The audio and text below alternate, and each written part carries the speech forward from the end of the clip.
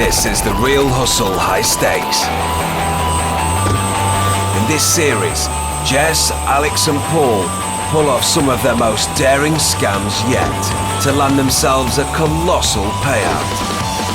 On tonight's show, Going, Gone. The hustlers join the antiques trade and make a killing. What do you have to do about this, darling? We have to report it to the police. Paul cooks up a surprise for Aldo Zilli in this week's Celebrity Con Game. Not happy. I'm really not happy. And these unsuspecting shoppers feel the long arm of the law. That's not good at all, really. They can just help themselves to my account.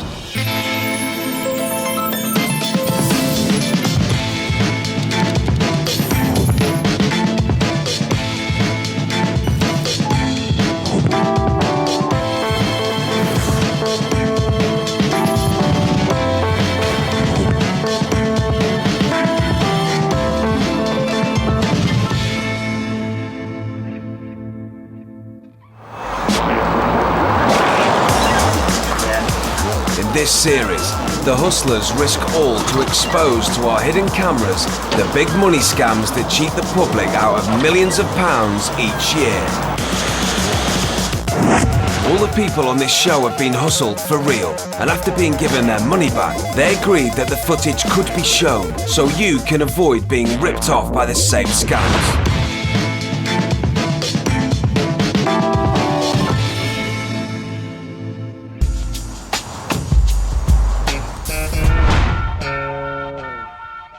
This is Shang Dynasty, which is very, very rare. Pair's worth about 15,000. 15? To find two together is huge. That's a very fair price, I think. I think it's a fair price.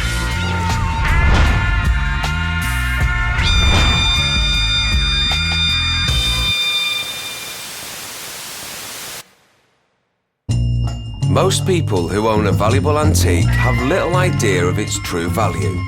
For that, you need an expert, which opens up all sorts of opportunities for the hustlers.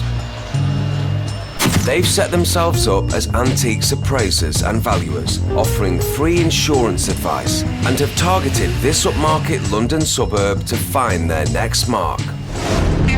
Their hard work's paid off. The owners of this house have booked an appointment to get a valuation on a statuette they own. And who better to give an honest opinion than Paul?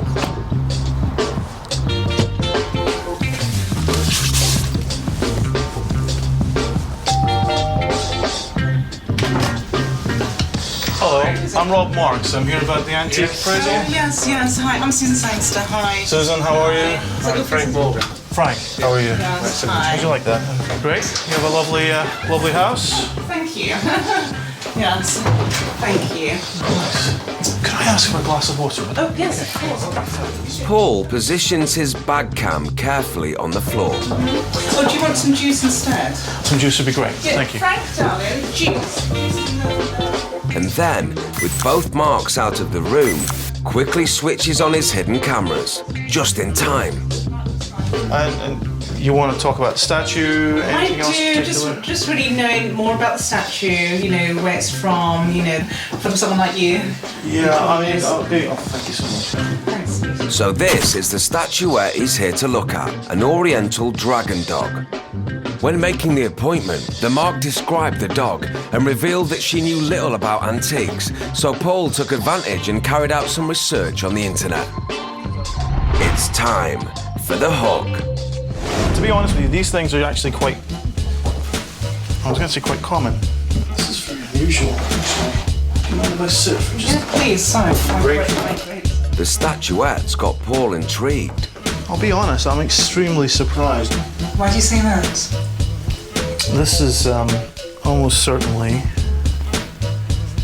Shang Dynasty.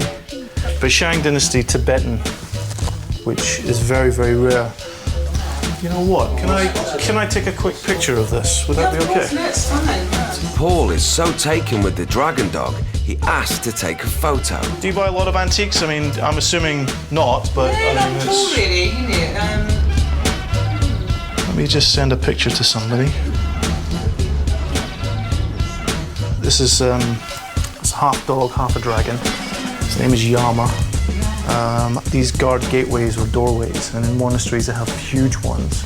Right. And in Tibet, they were all over the place, but when the Chinese invaded, all of this stuff just disappeared. So how much is it worth?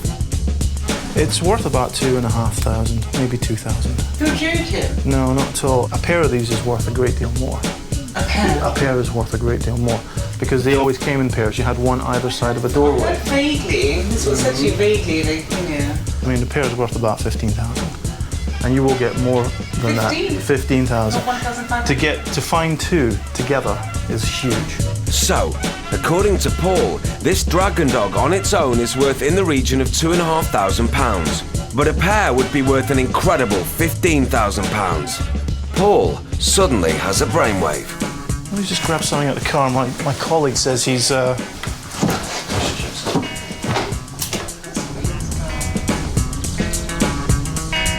That's fantastic. I know! Oh my god! 1,000. That's We 2,000. want to get married, honey.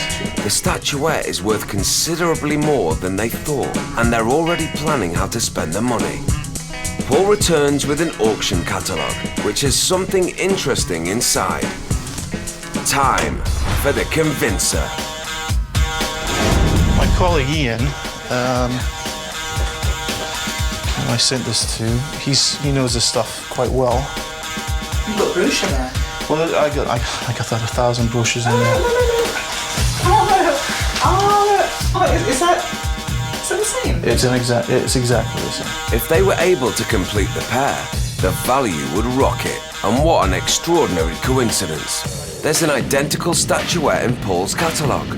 But of course, this is no coincidence.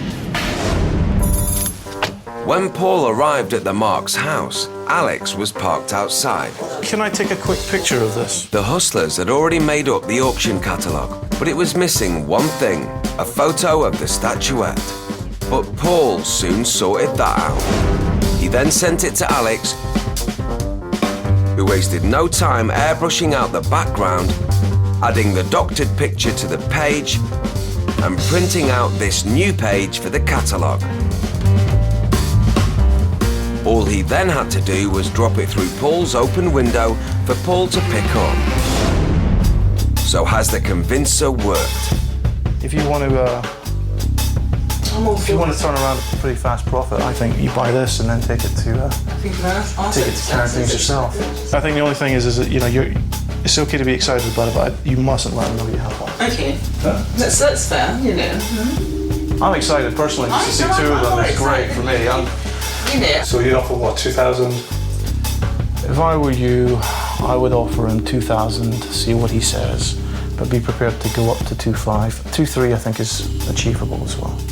But I'll look to you. I'm quite happy with that. You are? this place who's selling it, they're selling it through this auction house, Right. is on just off Chillicothe Street. It's a beautiful little place. I can take you down there now. I'll speak to him. What's you guys, it? yeah, I'll base. Well, it's entirely up to you. Do you want to go and see what he says and maybe take it from there? Let's have a look, yeah. Paul seems familiar with this antique store, and that's not surprising, because Okay, well, basically, two of our technicians. a few days earlier, Jess cold called some local antique traders, offering a cut-price pest control service. And with such a great deal on offer, it didn't take long before she had a taker. Thank you. Bye. On the same day that Paul was booked for his valuation, Alex and Jess were booked as TRH Control at the Antiques Warehouse. The owners had agreed to close early, so the warehouse could be fumigated. With the keys in their hands, Alex and Jess had free rein for the next few hours. But first, Alex needed to get himself over to the Marks' house so he could be in position to help Paul with the catalogue. The Marks can't believe that Paul knows the whereabouts of the matching dog. And with the promise of insuring £15,000 worth of antiques, Paul's offered to drive them to view the other dragon dog. So they head for the car, leaving their valuable antique behind. So far, so good. The Marks have bought Paul's act, and Alex and Jess have got themselves an antique store. But there's one small problem. the hustlers don't have the matching antique to sell. So what have they got planned? Alright, I'm rolling. We've just paid 2,000. To report it to police.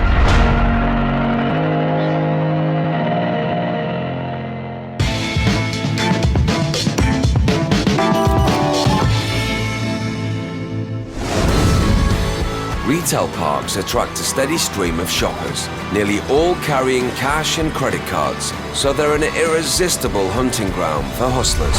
Welcome to the stakeout scam. Paul and Alex are in position outside a busy superstore. All they need now is a mark. It doesn't take long. Alex moves in. Excuse me, sir. Sorry, I'm from the police. Did you just use your credit card in there? Did you? Okay. Would you step with me and just have a word with my colleague? There's nothing to worry about. We're just, The boys are posing as undercover police officers.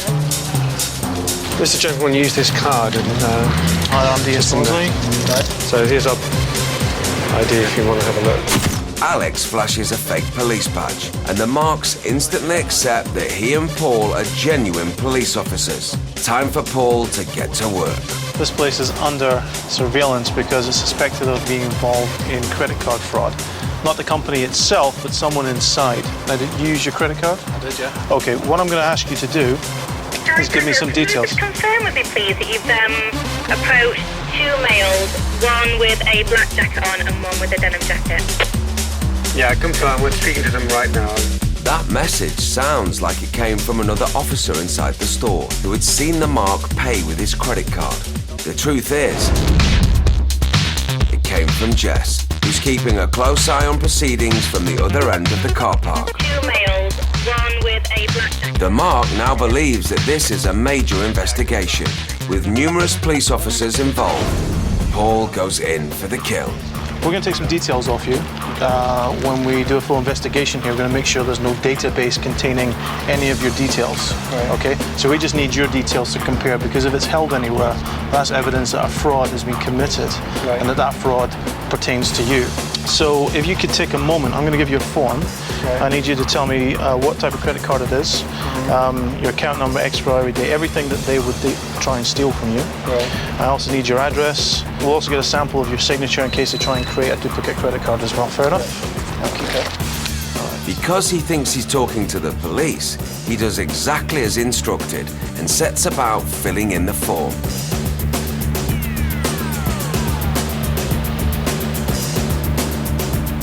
How are we getting on there? Okay. We'll put the signature there. Perfect. And in less than 2 minutes, he's willingly given the hustlers all his personal data and credit card details. Do us a favor, don't tell your friends about this in case we're still looking at this in the next couple of days, but you'll probably read all about it in the papers. All right. Okay? All right, thank Take you. care. Thanks a lot. Take care. This crucial information would allow the hustlers to clone his credit card, as well as going online for a massive shopping spree, all at the mark's expense. And as the marks won't see a credit card bill for a while, the hustlers can hang around and wait for their next unsuspecting victim. Excuse me, gentlemen, did you pay for that with a credit card? Yeah. They seem like genuine coppers. I thought they really were coppers. You know, I just give them my what they asked for, basically. That's not good at all, really. I mean, they've got everything there, basically. They can just help themselves to my account, do whatever they want with it now. This kind of scam is referred to as phishing and is normally carried out on the internet. In fact, if you have an email address, you've probably received thousands of emails telling you to go to your bank website, but actually directing you to a completely different website that's controlled by the thieves and scammers. Now, what we've done is we've taken that exact same psychology and put it on the street, and we found that it worked just as well. There's no reason why a police officer should ever ask for your bank details. If you're a victim of credit card fraud, then you report it to the police, but it's your bank itself that deals with your bank details. Always make sure you know exactly who you're talking to before you give away any personal details.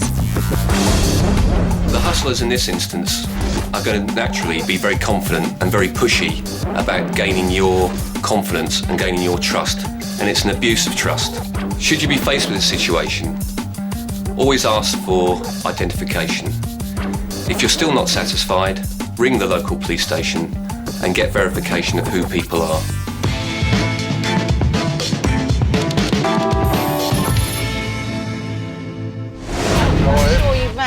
How are you, Alex?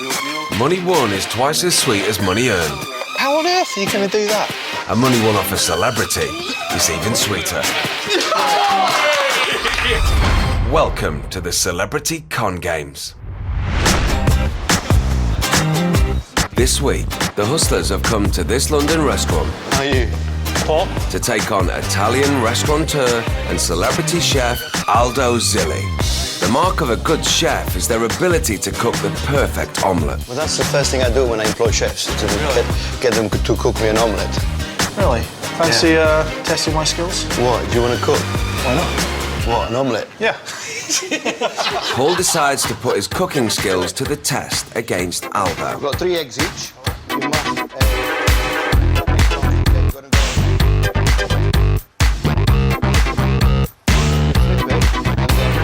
Flipping heck, look at that, hey!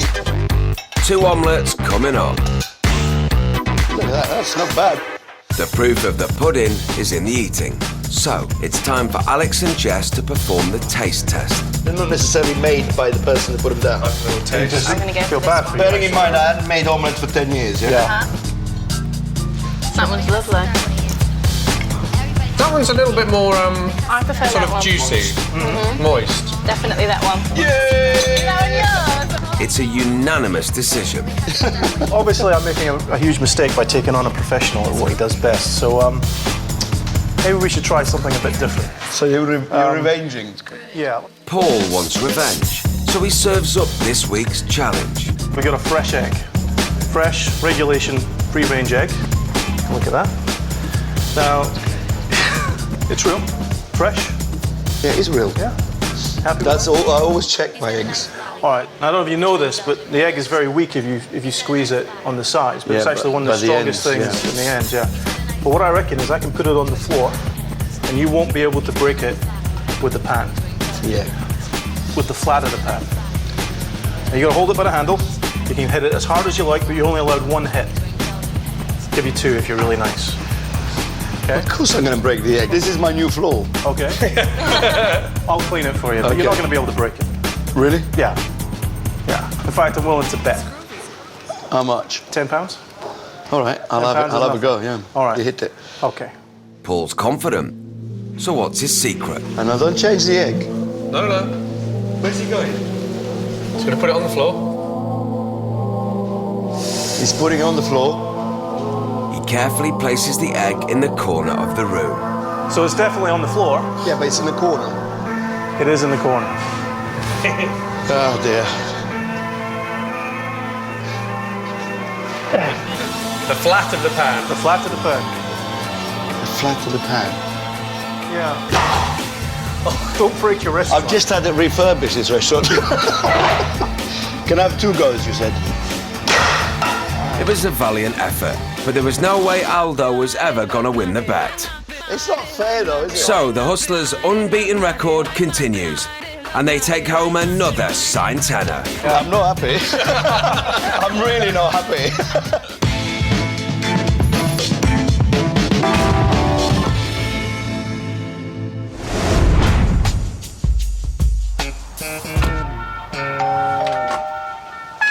Hello, I'm Rob Marks. I'm here about the antique appraisal. Yes. This is Shang Dynasty, which is very, very rare. It's worth about 2,500.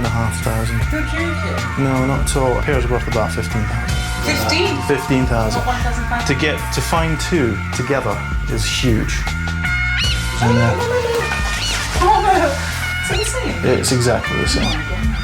If you want to turn around a pretty fast profit, I can take you down there now. Okay. Let's have a look, yeah.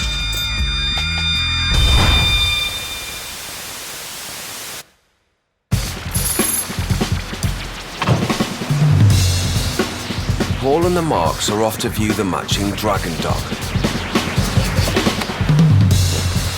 leaving Alex to get to work. He's gonna make sure that they have a statuette to sell to the Marks. Earlier, Paul had unlocked the window. and Alex's overalls and window cleaner's bucket and cloth give him the perfect cover to commit daylight robbery. With Paul and the Marks on their way to check out the statuette, Alex needs to get to the antiques warehouse, and fast. The antiques warehouse is less than 2 miles away, and Paul's got a head start. But he's driving as slowly as he can to give Alex a chance of getting the statuette there before him. Paul's car is just in front, but not for long, as Alex speeds past him. There's a Barclays right there. If I turn in here... Paul drops the Marks off at the bank, buying Alex some much-needed time.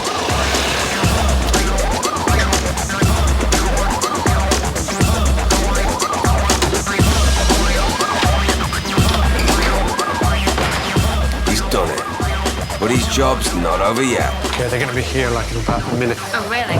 Yeah. As Paul and the Marks pull up outside, Alex quickly changes out of his motorbike jacket and into his blazer. Hi. Hi there. Looking for Rafe? Yeah, do you want to come in? I'll go get him for you. Great. Okay. Ray, customer here to see you. Certainly. Time for Alex to become Rafe. Hi there. The antiques dealer. Hi, I'm Rafe. Hi, Susan Spencer, my partner Frank Morgan. Hi, Frank. Nice All to right, meet you. I'm Rob. I called you earlier. Oh, we spoke on the phone. Yeah, Fine. I've seen you around, haven't I? In auction, probably. Probably, yeah. How can I help? Yeah, I'm looking for... You've got a Kylan Foo dog listed Yama for the dog. auction. Yeah. As Paul starts negotiating for the Marks, Jess gets busy packaging their dog as if it were being sent to auction. These guys have been looking for that. It's a Buddhism thing. And Right. they're getting married very soon. They're going on holiday tomorrow. Paul comes up with an excuse of why the deal must be done today. Would you be willing to let them at least have a look at it, but possibly... Well, look, it's listed in the auction, so... I get that, but can we have a look at it first and just see what we're looking Yeah, at? let me Really, just get it. It's been boxed up. Susie, could we have the dog? Oh, it's all packaged up, does that matter? Yeah, just bring the box out. Alex, the kind-hearted antiques dealer, agrees to let them look at the dog before it goes to auction. So, Susie's literally just packing it up. Do you know anything about these? They're fantastic. I mean, we've got this one in Tibet, and it's actually quite a unique little piece, very rare. Thing is, we've been trying to find its mate because they all came in pairs. Because together they fetch, they're about... Wow. They could fetch about 12 and a half. Everything Alex is saying confirms what Paul's told them. Magnificent piece. It's cast, yeah. Be very careful with it. There you go. We can get 2.5, 3 for it now, so we're just going to settle for that. Well, pairing this stuff is always very difficult. Well, I'm pretty convinced the pair has been destroyed, so... The Marks take a close look, and unsurprisingly, this dog looks exactly the same as theirs. Beautiful. That's the kind of thing you guys were looking for, right? Oh, totally. Definitely your thing.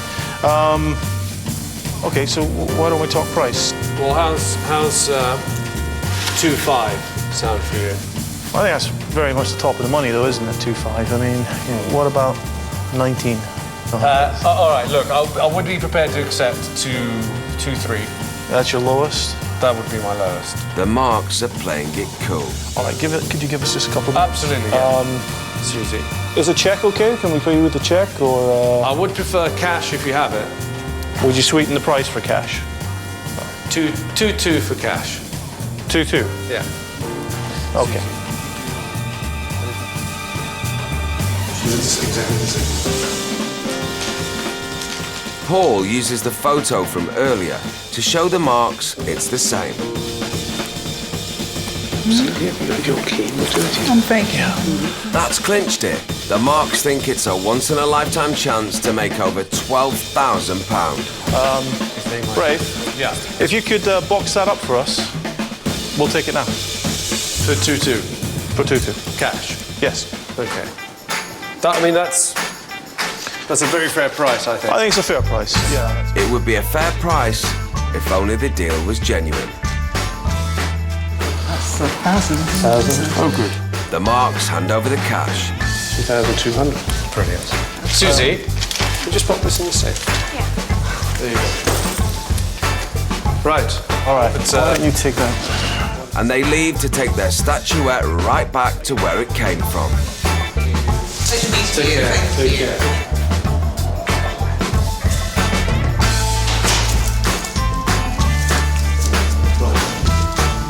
You better clean up and get out of here.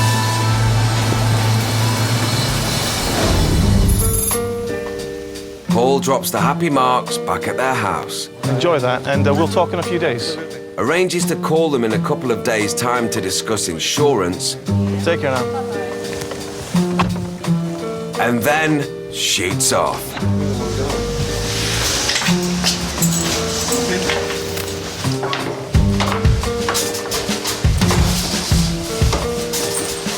Where's everyone gone? Honey. Right, well, I've been with you, darling. No, take this number. Where's it gone? See, I don't have anything. So, did you move it? Did I move it? You I didn't move it. We both went out together. We've just paid 2,200 for the second one. Where's Where's the first one? Well, that's what I'm asking you. I don't know. I don't know. What would you going to do about this, darling? We have to report it to the police. You should never be pressured into making a rushed purchase. Instead, try and do a bit of background research first for yourself, especially if you're being asked to part with such a significant amount of money. I think the danger is with the internet, for example, you can just search any item, so anyone can be an expert. I mean, it'd be quite easy to learn a lot about one subject. So if you know somebody's got a vase, you can really research it, you can come up with the facts and figures very quickly. If somebody starts knocking on your door, take the details, check them out before you actually invite them in, because they could actually be looking to sort of break into your property. They could be checking your security. So only get a valuation from somebody you want and you know that's reputable. And I'll tell you what, get 2 valuations and you're double sure.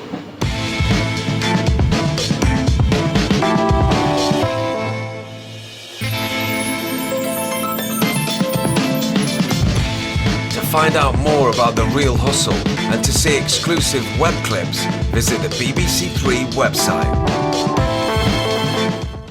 Napoli is the destination for our entrepreneurs, but which two will have the wherewithal to win? It's The Last Millionaire next on 3.